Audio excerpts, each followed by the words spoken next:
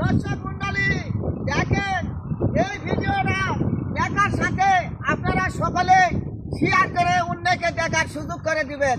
তার কারণ কি কারণে আমি বলতেছি, একই ঢোলে ঘাস মারা ওষুধ ছিটানোর পরে এই যে দেখেন বেগুনের আবাদে ওই ঢোলত করে আবার বেগুনের ওষুধ ছিটাইছে। এই যে কৃষক ভাই মার খায় গেল।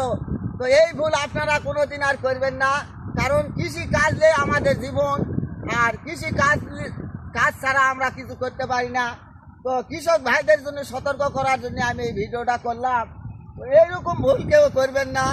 যেই ঢোলে ঘাস মারা ওষুধ ছিটাবেন সেই ঢোলটা ভালোকে হুইল পাউডার দিয়ে পরিষ্কার করে অন্য ফসলে একটু বীজ ছিটানোর পরে দেখবেন যে তার পাশক্রিয়া আছে কিনা।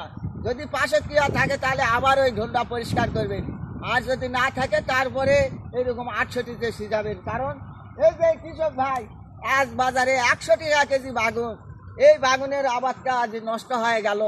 কি কারণে? একটু ভুলের কারণে। তার কারণ এই ভুল সংশোধন করা আমার পক্ষে সম্ভব নয়, সে হয়তো বুঝেনি। তো আপনারা সতর্ক হয়ে যান, আর এই ভিডিওটা বেশি বেশিকে শেয়ার করবেন, অন্যকে দেখার সুযোগ করে দিবেন। এই ভুল যেন কেউ আর না করে। ধন্যবাদ।